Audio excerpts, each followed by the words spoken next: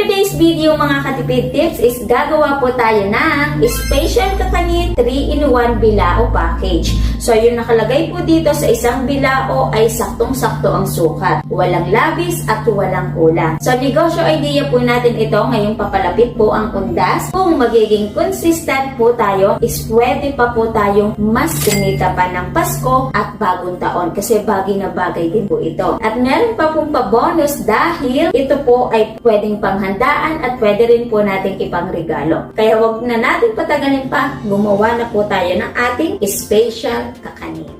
Una, i-ready po ang bilaong gagamitin, lagyan ng dahon at ito po ay size 16. Set aside lamang po natin at unahin na po natin ang pagluluto ng ube kalamay. First step, latik po muna ang ating lulutuin at purong gata po yung ating gagamitin para madaming latik po yung makuha po natin. So madali lamang naman po ito, palalabasin po natin yung oil at iintayin po nating magbuo-buo yung pinakakakang gata po natin at iintayin po natin na mag-brown.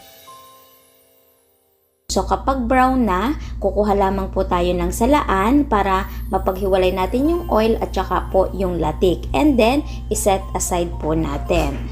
Sa ube kalamay po natin ay gagamit po tayo ng real ube, pero kung wala naman, pwede yung ube halaya na, yung luto na. Bago ko po ito inilaga, binalatan ko muna para mas mabilis pong maluto.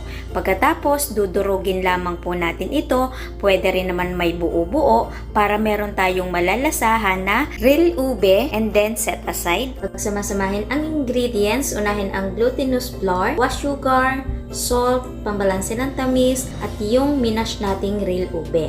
And then yung gata. At pwede tayong maglagay dito ng ube food coloring kung nakukulangan tayo sa kulay. Pagkatapos, hahaluin lamang po natin hanggang sa maigay yung gata sa alalay po na apoy.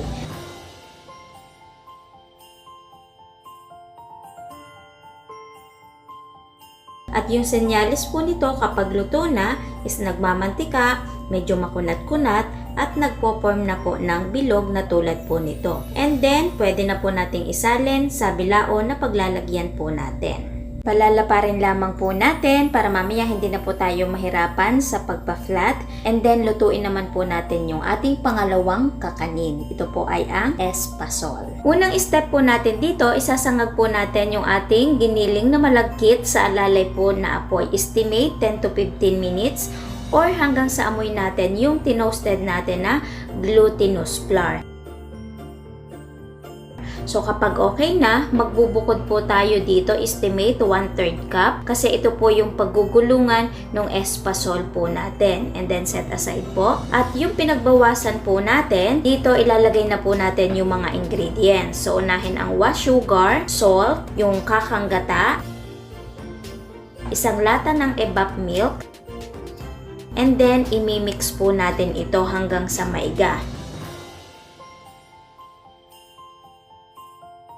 Malalaman natin kapag okay na is makunat-kunat na po yung pinakang espasol po natin at nagpo-form na din po ng bilog. At kapag okay na siya, so isasalin na po natin doon sa ibinukod po natin na tinoasted na glutinous flour. So i-coat lamang po natin yan, pagkatapos iset aside na din po natin dahil ito po ay okay na. So sa pangatlong kakanin naman po natin at ito po yung no-bake bibingkang malagkit. Uunahin po natin dito ay ang pagsasaing ng ating malagkit. So huhugasan lamang po natin itong mabuti at kapag okay na maglalagay po tayo dito ng gata, pwedeng pangalawang gata or pwede rin naman po na purong tubig.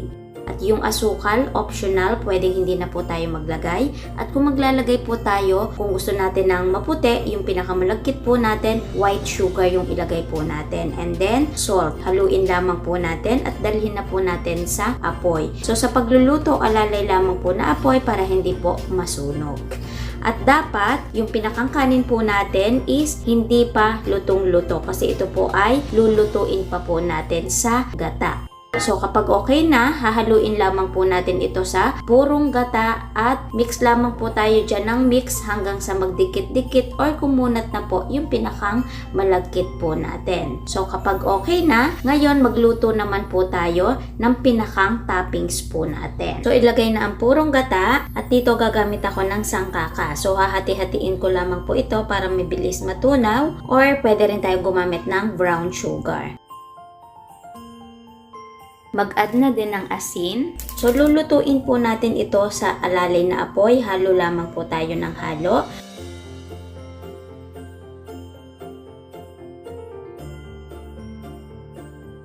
At yung palatandaan po natin dito kapag okay na, kapag ipinatak po natin sa tubig, bubuo na yung pinakang sangkaka po natin. O kaya naman, kapag iginuguhit po natin yung sandok po natin, is nagkakaroon siya ng daan. So kapag okay na, i-ready na po natin ito sa bilao.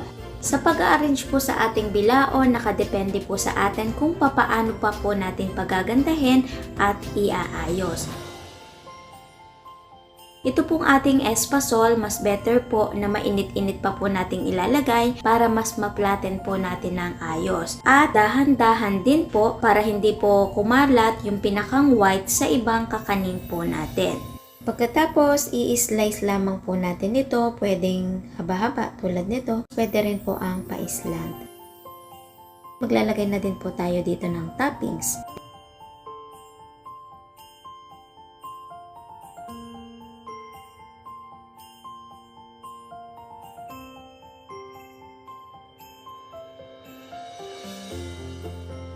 Lilinisin lamang po natin yung pinakang dahon. Pagkatapos, yung pinakang packaging po nito, pwedeng balutan po natin ng cling wrap. Tapos, tatalian na lamang po natin at maglalagay po tayo ng sticker at ready to deliver na. Wow! So nice. Okay, so eto na yon. Nasa masayang part na po tayo. Kasi titikman na po natin itong niluto po natin. Ang bigat. Wow! So, diba? Ganda-ganda mga katipid tips. So, may lutong pagmamahal to mga katipid tips. Kaya ganito. Kumuha na tayo nitong espasol. Tapos itong ating ube. Pag magluluto po kayo ng latek, yung malapit na siyang maluto, huwag niyo siyang iiwan. Huwag lang kayong malingat. Biglang mangingitim na agad siya. Kaya talagang babantayan nyo na. Ito yung favorite ni Habi. 3-in-1. So, unahin na natin tong espasol.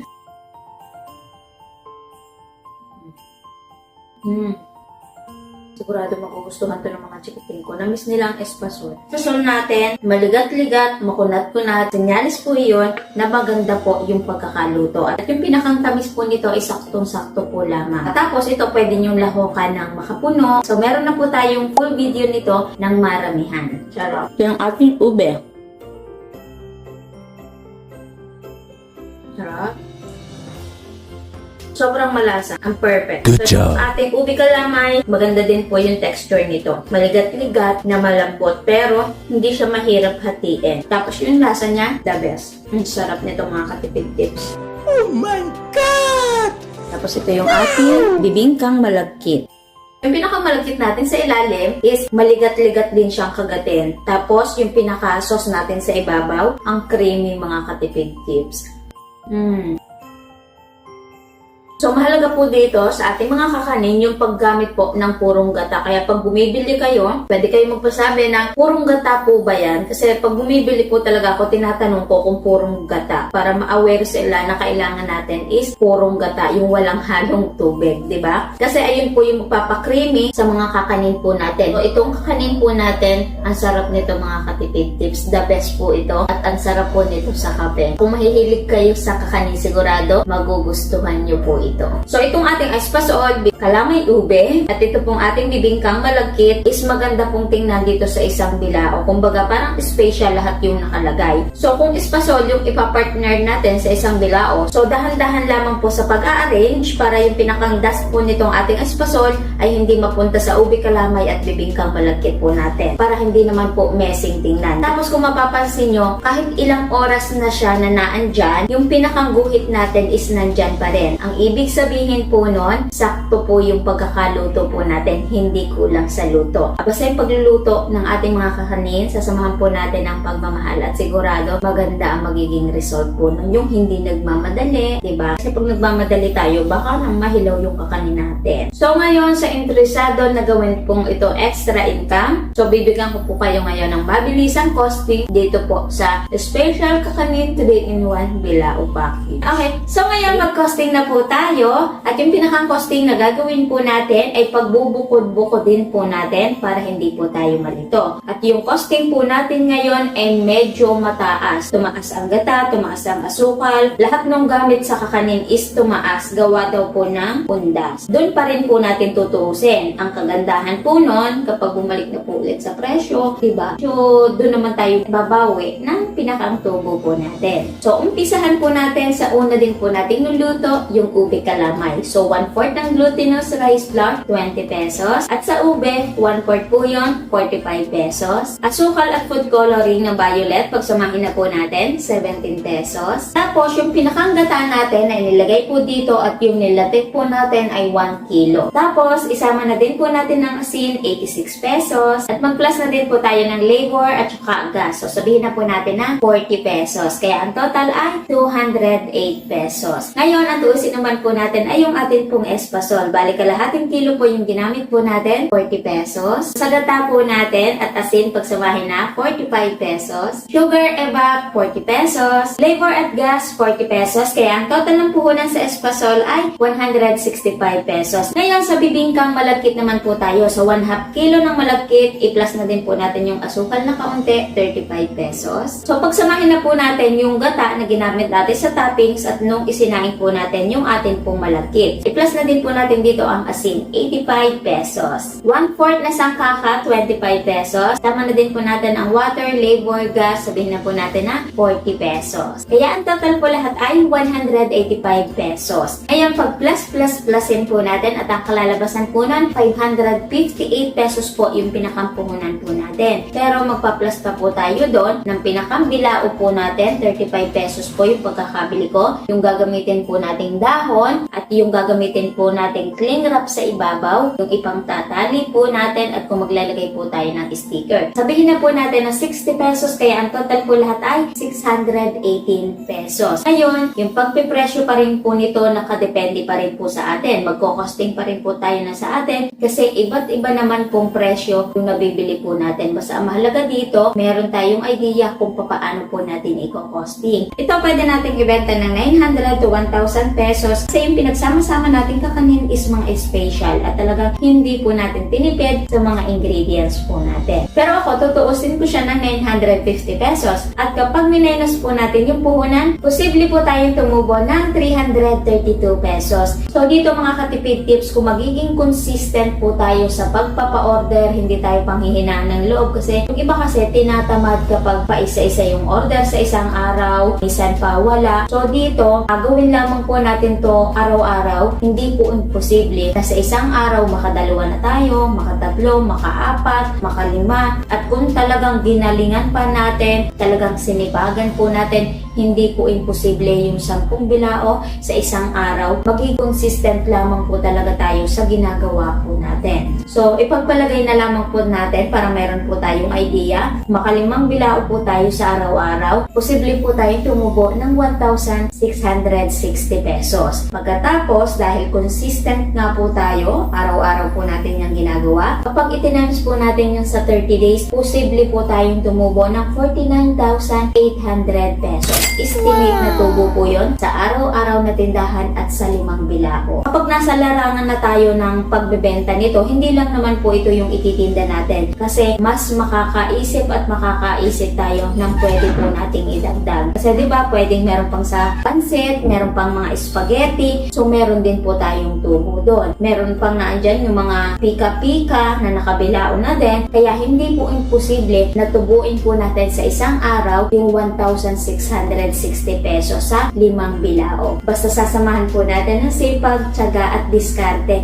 hindi po imposible yon. So sana bago po ulit nagtapos yung video po natin, ay meron po ulit ako na idagdag na magandang negosyo idea po sa inyo ngayong bare months. Okay? So kita-kits na lang po ulit sa mga next video po natin. Bye!